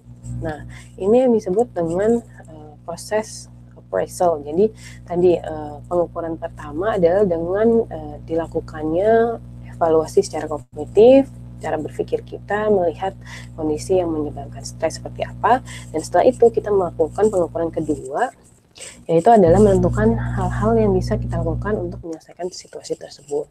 Itu prosesnya ya. Nah, selanjutnya tipe coping itu ada apa aja sih gitu? Ada berapa tipe cara penyelesaian stres atau mengurangi stres? Jadi yang pertama adalah tipe coping itu problem focus coping. Dan yang kedua adalah emotion focus coping. Nah, apa sih bedanya antara problem focus sama emotion focus? Yang pertama, mengenai problem focus coping, biasanya orang-orang yang berusaha menyelesaikan stresnya dengan memfokuskan pada masalah yang dihadapi itu satu, dia itu biasanya berusaha untuk menghasilkan tahapan-tahapan yang akan dia lakukan untuk menyelesaikan masalah. Nah, setelah itu yang kedua, dia akan mengevaluasi nih pro dan kontranya apa dari tiap-tiap langkah yang dia sudah tentukan. Seperti itu. Dan yang ketiga, setelah dia mengevaluasi pro dan kontranya, maka dia akan melakukan hal-hal atau cara-cara yang tadi sudah dituliskan untuk menyelesaikan problem. Seperti itu. Jadi memang orang tipe yang melakukan problem focus coping, dia akan fokus dengan masalahnya, lalu dia akan menuliskan atau mencari solusinya seperti apa dan mempertimbangkan positif dan negatifnya. Nah, ada juga nih tipe kedua, emotion focus coping. Nah, orang-orang yang memang biasanya melakukan emotion focus coping itu biasanya hal yang utama bagi dia adalah memanage emosi dia dulu nih, gitu. Ketika kita mengalami stres kan kita terkadang merasa pusing, tapi kadang kita juga nggak merasa entah itu sedih atau merasa marah, yang mana berkaitan dengan emosi kita. Jadi untuk teman-teman bisa melakukan emotion focus coping. Jadi tahap pertama adalah bagaimana mengatasi gangguan yang terjadi di emosi kita gitu, merasa tidak nyaman atau misalkan sedih tadi. Nah, strateginya seperti apa? Biasanya untuk emotion focus coping ini yang pertama kita fokus dulu nih dengan emosi yang positif. Kita bisa mencoba untuk memikirkan kembali kejadian-kejadian yang mungkin menyebabkan stres, tapi kita fokus dengan positifnya gitu. Yang kedua, kita juga bisa mencari bantuan atau support dari lingkungan sosial. Lingkungan sosial itu bisa berasal dari keluarga, teman, pasangan gitu. Atau yang ketiga mungkin bahkan ada teman-teman yang melakukan proses denial atau tidak memperdulikan stres yang sedang dihadapi gitu, dan seolah-olah tidak terjadi apapun seperti itu. Nah, berikutnya bagaimana ya caranya? Tadi kan udah dijelaskan tipenya apa saja, dan sekarang bagaimana caranya untuk mengatasi stres. Satu, ketika teman-teman mengalami stres, jangan hanya diam. Cobalah untuk berbicara pada seseorang yang memang teman-teman percayai. Itu bisa berbicara atau sharing dengan teman, dengan pasangan, atau dengan anggota keluarga, dengan profesornya, ataupun dengan teman-teman yang percaya lah, gitu. Karena apa? Karena ketika teman-teman punya masalah dan teman-teman diam saja, maka teman-teman satu akan mengalami kebingungan. Yang kedua, mungkin teman-teman jadi akan berputar-putar di masalah itu saja. Yang mana mungkin sebenarnya teman-teman butuh bantuan nih, entah masukan dari, atau misalkan komen, atau misalkan advice dari orang-orang yang teman-teman percaya gitu, atau hanya sekedar untuk berbagi beban atas masalah yang dihadapi oleh teman-teman. Lalu setelah misalkan teman-teman sharing dengan masalah yang dihadapi, teman-teman bisa mencoba membuat daftar akan masalah-masalah apa saja sih yang sedang menyebabkan teman-teman stres. Itu bisa dibuat tuh, misalkan permasalahannya apa aja. Misalkan tadi, oh iya bahasa Inggris saya kurang baik, atau misalkan saya masih malu untuk berbicara dengan teman-teman dari luar negara lain, atau misalkan saya tidak terbiasa dengan let's say budaya teman-teman dari lagi yang suka nongkrong di kafe misalkan. Nah, teman-teman bisa tulis permasalahan-permasalahan itu, dan setelahnya teman-teman bisa fokus untuk menentukan bagaimana sih cara menghadapinya, bagaimana cara menyelesaikan itu gitu. Jadi teman-teman juga bisa lihat di sini, setelah teman-teman mengidentifikasi nih apa saja masalahnya, lalu teman-teman bisa mencoba mengubah cara berpikir.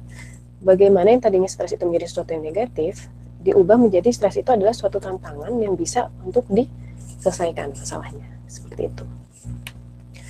Lalu, nah ini yang penting. Yang penting adalah self-care, atau teman-teman harus, setelah teman-teman memiliki masalah, teman-teman juga harus tetap menjaga kesehatan jiwa teman-teman. Harus care dengan diri teman-teman gitu. Ketika kita kuliah di negeri, iya kita punya tuntutan akademik, kita punya tuntutan dari beasiswa kita punya tuntutan dari universitas kita atau profesor kita, tapi kita juga sebagai individu, kita juga berhak dan kewajiban untuk menjaga kebahagiaan, kesehatan diri kita. So when you feel that you stress, just take a break. Do something relaxing. Do something what you love, what you like. Setiap orang itu memiliki hobi yang beda-beda atau ketertarikan yang beda-beda.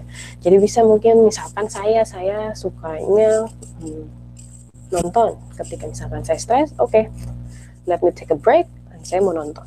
Dan misalkan ada yang hobinya misalkan masak. Ya sudah, pusing, istirahat sebentar, dan misalkan pergilah ke dapur dan masak. Atau misalkan hobinya makan atau tidur, istirahat, ya udah, tinggal ambil waktu untuk istirahat, seperti itu. Dan jangan lupa bagian dari self care juga adalah do some exercise atau olahraga. Olahraga ini tidak hanya harus pergi ke gym, tapi misalkan dengan jalan atau jogging keliling kampus misalkan, itu juga bisa. Atau misalkan sekarang nih yang misalkan teman-teman studi di negara yang sedang summer, bisa juga tuh sepedahan misalkan, atau jalan-jalan sekitar kampus untuk menghirup udara segar, seperti itu. Dan yang terakhir adalah ketika masalah sudah menjadi serius, teman-teman juga bisa, dan baiknya adalah mencari bantuan dari pekerja-pekerja kesehatan jiwa di negara teman-teman berada, seperti itu. Nah, tadi di poin yang terakhir saya bilang baiknya adalah mencari bantuan. Kapan sih saat yang tepat mencari bantuan? Satu, ketika teman-teman merasa bahwa stresnya itu sudah mempengaruhi kesehatan. Misalkan teman-teman jadi sakit, jatuh sakit, tadi misalkan pusing berkepanjangan, atau demam, atau batuk berkepanjangan. Nah, mungkin itu saatnya teman-teman mencari bantuan. Baik misalkan teman-teman bisa pergi ke GP dulu, atau misalkan ke tempat lainnya. Nah, ketika teman-teman juga udah merasa desperate, atau merasa udah deh mau menyerah aja, mau stop aja kuliahnya, atau misalkan mau kabur aja, atau misalkan mau membahayakan diri sendiri, nah di saat itulah teman-teman harus mencari, baiknya teman-teman cari bantuan. Lalu ketika teman-teman merasa sedih, merasa takutan, atau merasa hidup ini enggak pantas untuk dijalani, itu adalah salah satu tanda dimana teman-teman tuh udah butuh bantuan gitu. Ada juga ketika teman-teman misalkan udah nggak nafsu makan, atau misalkan mengalami gangguan tidur, nah itu juga itu udah jadi alarm tuh untuk teman-teman membutuhkan bantuan. Lalu apalagi ya ketika teman-teman mengalami kekhawatiran atau perasaan pikiran yang yang keras gitu dengan diri sendiri, bahwa orang tuh tidak ada yang mengerti kondisi teman-teman, atau misalkan kamu juga berpikir misalkan orang menganggap kamu itu aneh. Nah, ketika sudah punya pikiran seperti itu juga menjadi alarm tuh bahwa teman-teman itu butuh bantuan. Dan yang terakhir adalah ketika teman-teman mulai mendengar ada suara-suara nih di telinga teman-teman yang mengatakan sesuatu apa yang harus kamu lakukan dan membuat kamu malah bertingkah laku lebih aneh lagi. Seperti itu.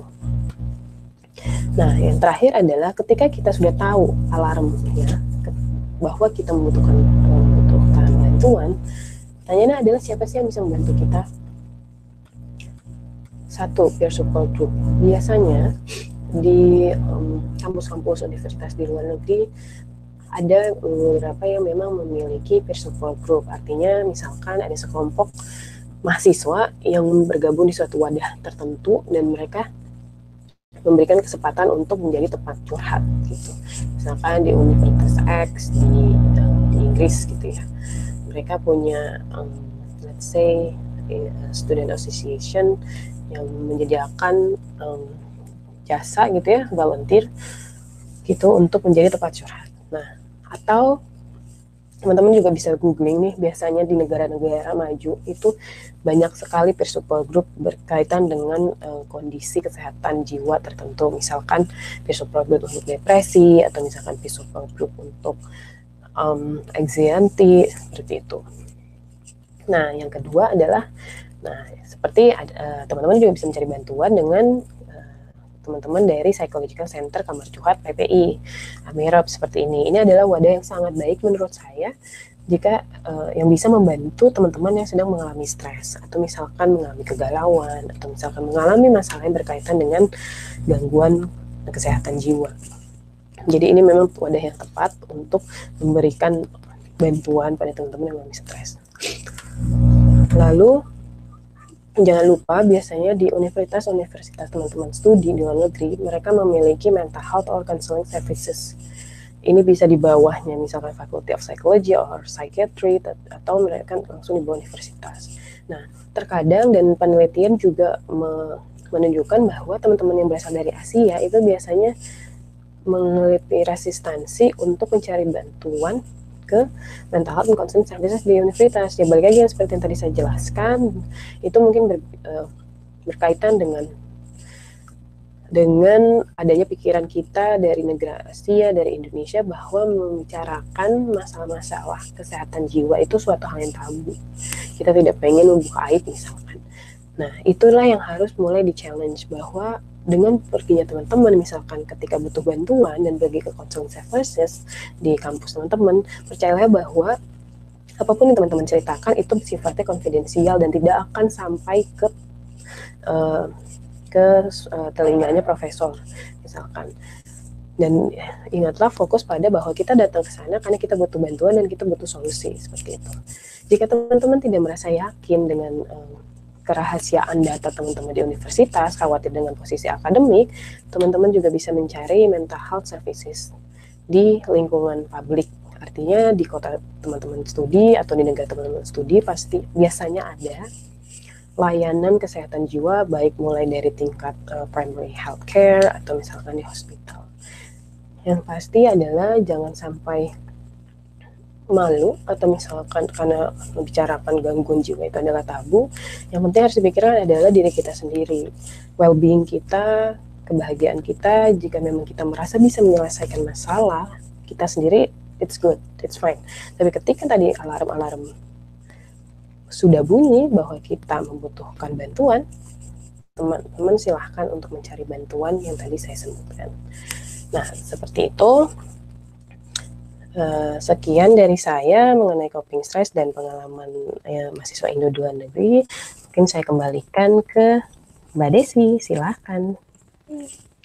Oke, makasih banyak Kak Rea. Menarik banget nih. Sebenarnya kita udah dapat penjelasan tentang stres itu seperti apa, terus dampaknya ke fisik seperti apa, kemudian di akademik itu juga pengaruhnya seperti apa gitu. Tadi salah satu hal yang menarik sebenarnya tentang akulturasi ya, mungkin ada culture shock di sana, Nah, kemudian yang bisa menyebabkan kecemasan atau kebingungan gitu. Terus cara mengatasinya juga macam-macam, bisa problem fokus atau emotional focus coping ya. Tapi yang sangat menarik sebetulnya tadi adalah tentang kapan kita harus mencari bantuan dan apa namanya, kita harus berani gitu mencari bantuan ketika kita merasa bahwa itu sudah saatnya gitu ya, Kak Rere ya. Nah, mungkin ini tadi ada pertanyaan, mungkin ditujukannya buat Kak Rere ya ini, karena dia tanyanya, mungkin bersinggungan dengan apa yang disampaikan sama Kak Rere tentang, bagaimana sih dia ternyata ada, perbedaan culture dengan teman sekamarnya nih. Nah, kira-kira, kalau dari Kak Rere sendiri itu seperti apa solusi yang bisa diberikan gitu?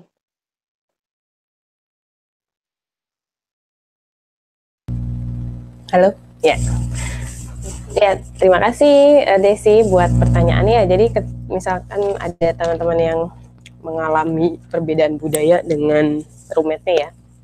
Nah, satu, ketika kita misalkan menghadapi orang yang berbeda dengan kita, sebenarnya baik di luar negeri ataupun di dalam negeri, kita bisa mencoba untuk memiliki pikiran yang lebih terbuka gitu. Jadi kita bisa lebih open mind. Ketika kita menghadapi orang yang budaya berbeda nih sama kita gitu, kita tidak bisa memaksakan budaya kita ke dia, dan dia juga tidak bisa memaksakan budaya dia ke kita gitu. Yang bisa dilakukan adalah satu, yaitu pertama berpikir secara terbuka, kedua adalah menghormati dan menghargai. Supaya apa? Supaya kita sendiri juga tidak mengalami kebingungan akan identitas kita sebagai orang Indonesia misalkan gitu. Jadi bicarakan misalkan perbedaan itu apa, lalu kita cari titik tengahnya nih gitu. Apa sih yang bisa kita compromise, mana yang bisa kita toleran, mana yang enggak gitu. Jadi ketika kita menghormati budaya mereka, mereka juga akan menghormati budaya kita. Kayak gitu sih. Jadi satu tipsnya adalah coba membuka pikiran. Yang kedua, jangan memaksakan budaya kita dan mereka juga tidak akan memaksakan budaya mereka, dan saling menghormati dan menghargai sih gitu.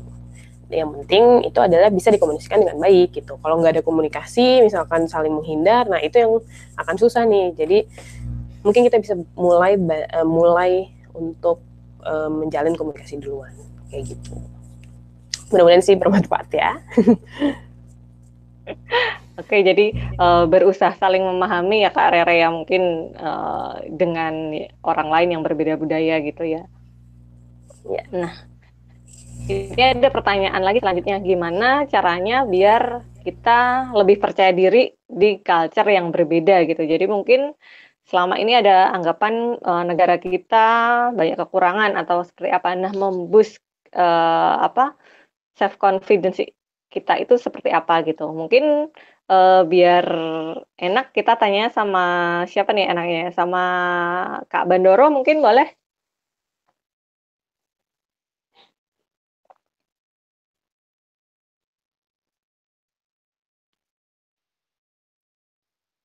Kak Bandoro, dengar pertanyaannya kah? Gimana caranya biar kita lebih percaya diri di budaya yang berbeda?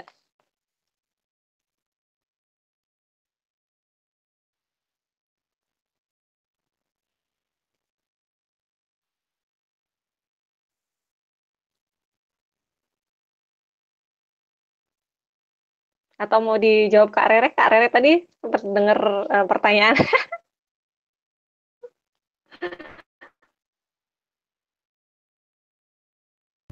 Ya, bagaimana meningkatkan kepercayaan diri kita ya depan teman-teman yang berasal dari berbeda negara. Satu, self confidence itu kan tergantung dari bagaimana cara kita berpikir gitu ya. Jadi kita sendiri yang menentukan. Ketika kita sudah merasa bahwa kita di bawah teman-teman yang lain, maka ya kita jadi malu, jadi nggak pede gitu ya. Nah, satu adalah kita harus berpikiran bahwa kita tuh sama gitu. Semua manusia itu sama. Kita punya kesempatan yang sama untuk belajar di luar negeri dengan teman-teman lainnya. Cuma memang tiap orang itu ada kelebihan kekurangan gitu ya. Jadi kita bisa fokus dengan kelebihan yang kita miliki, dan kita fokus dengan kelebihan kita miliki dan kita berbagi nih dengan kelebihan yang kita miliki untuk teman-teman yang lain gitu. Nah, bagaimana kita mengatasi kekurangan kita, misalkan language barrier yang tadi saya jelaskan gitu. Berpikirnya begini, misalkan kita kuliah misalkan let's say di Inggris gitu ya, yang mana native-nya ya bahasa Inggris dan mereka jago ngomongnya dan kita misalkan masih terbata-bata atau tidak sempurna mereka. Coba pikirkan bahwa memang oh ya that's a normal thing gitu, bahwa itu normal bahwa ya mereka lahir dengan kemampuan bahasa dan mereka itu jadi mother tongue-nya mereka gitu. Coba bayangkan kalau mereka yang kuliah di Indonesia, percaya tidak percaya pasti mereka akan mengalami hal yang sama gitu. Jadi satu adalah mindset kita bahwa semua manusia itu sama dan kita fokus dengan kelebihan kita gitu. Mungkin kita memiliki kekurangan di bahasa, tapi mungkin ternyata kita orangnya lebih kritis nih, atau misalkan kita lebih jago di mata kuliah tertentu dibandingkan teman-teman kita yang dari beda negara gitu. Dan ya udah itu yang kita tonjolkan dan fokus dengan kelebihan kita sambil memperbaiki kekurangan yang kita miliki. Jadi kita juga kita punya nilai daya jual nih gitu, bahwa oke, saya kekurang di bidang X tapi saya jago kok di bidang Y gitu. Dan mana saya yakin gitu bahwa semua orang itu punya kelebihan dan kekurangan. Nah, kita fokus di kelebihan kita aja seperti itu. Jadi kita juga kayak jadi pede nih. Oh iya, saya bisa nih di sini, dia nggak bisa gitu. Jadi dan malah mungkin kita malah bisa belajar bareng. Kita bisa bantu dia untuk mengembangkan misalkan apa yang dia nggak punya, dan dia misalkan bisa membantu kita apa yang kita masih kurang gitu. Oke, makasih Kak. Jadi tetap berusaha mencari apa yang nilai positif kita dibanding orang lain, jadi saling melengkapi juga dan bisa maju gitu ya. Terus mungkin ini pertanyaan terakhir, mungkin Kak Bandoro atau Kak Erina bisa dengar? Ini ada pertanyaan tentang, oke. Boleh nanti ya Kak Erina atau Kak Bandoro nih pengalamannya bagaimana menghilangkan stres kalau misalnya tugas-tugas di kampus itu numpuk. Boleh mungkin Kak Erina dulu, nanti dilengkapi sama Kak Bandoro. Baik, terima kasih pertanyaannya. Kalau untuk terkait dengan tugas-tugas kuliah yang menumpuk, memang biasanya kan kalau mahasiswa memang banyak nih, tiba-tiba ada tugas paper, ujian dan lain sebagainya yang dikasih mendadak seabrek gitu sama dosen-dosen. Nah, akan sangat membantu kalau misalnya teman-teman bisa menuliskan itu, jadi kayak dibikin suatu jurnal harian gitu, tugas-tugas apa aja yang didapetin, kemudian deadline-nya kapan, dan setelah itu bisa kalau udah menyelesaikan satu tugas bisa dicoret, begitu seterusnya sampai akhirnya list itu selesai atau habis. Karena itu bisa membantu meringankan beban pikirannya kita.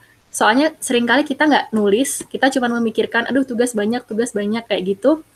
Dan itu cuma akan numpuk-numpuk aja di kepala. Dan akhirnya malah kita jadi prokrastinasi, kayak menunda-nunda pekerjaan, terus kayak ntar kayak gitu. Nah, ketika kita udah mengorganisir itu, dituliskan dengan detail, dikasih kapan, harus dikumpulkan kapan, itu bisa membantu untuk mengurangi rasa stres ketika menghadapi tugas. Apalagi setelah kita lihat udah dicoret satu persatu, itu makin lama akan makin berkurang perasaan stresnya ketika menghadapi tugas-tugas seperti itu.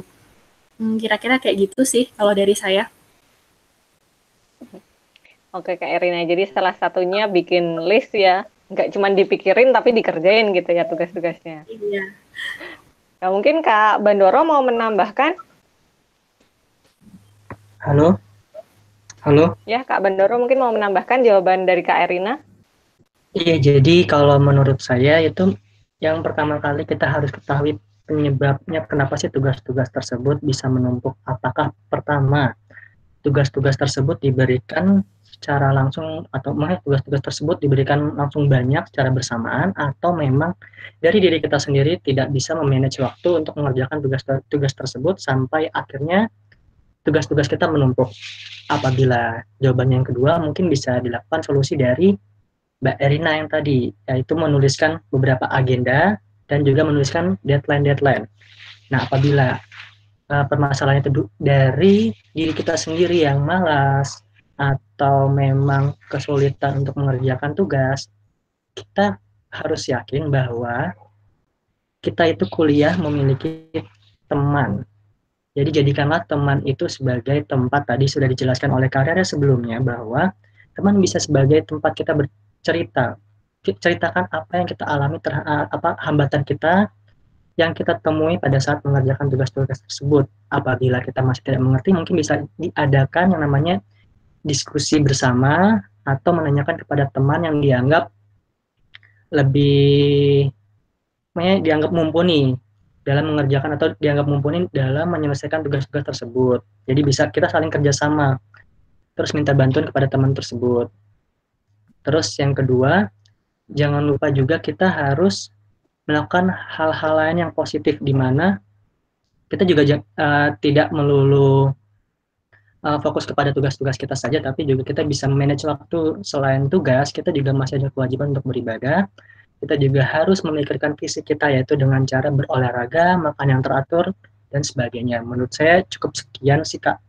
Mungkin Kak Rere sendiri, biasanya gimana, Kak, kalau misalkan di sana tugas-tugasnya itu seperti apa sih, Kak? Apakah langsung banyak numpuk atau memang dari individunya sendiri atau gimana, Kak? Halo, Kak Rere? Ya, ya jadi kalau saya pengalamannya kan sebagai graduate student ya, jadi kalau untuk master sama PhD itu beda pengalamannya. Jadi kalau untuk master atau S2 level yang sama, jadi memang biasanya tugasnya tuh lebih banyak kayak udah jelas dari awal gitu, bahwa mata kuliah ini papernya disuruh nulis ini, dikumpulin tanggal segini gitu. Jadi kayak lebih fix timelinenya. Jadi tadi benar yang dibilang sama Kak Irina juga, bahwa kita bisa bikin daftar nih untuk apa yang harus kita lakukan, persiapannya apa aja, dibikin, ditulis, lalu kita bisa kerjakan sesuai dengan timeline yang kita susun. Nah, itu kalau master, jadi lebih timeline dari kampusnya, dari kelasnya tuh udah lebih jelas gitu. Nah, kalau untuk PhD, karena kuliahnya biasanya minimal 4 tahun, jadi kita punya fokus riset kita apa, dan itu kita semua yang mengatur. Jadi memang timeline semua kita yang ngatur. Kalau kita disiplin, kita akan mencapai target kita. Tapi kalau kitanya teralihkan gitu ya dengan hal yang menyenangkan, yang lebih menyenangkan gitu ya, itu kita bisa jadi lost juga gitu. Jadi tapi memang intinya adalah kita harus bikin list apa yang harus kita lakukan, lalu ditentukan timeline seperti apa dan dijalankan.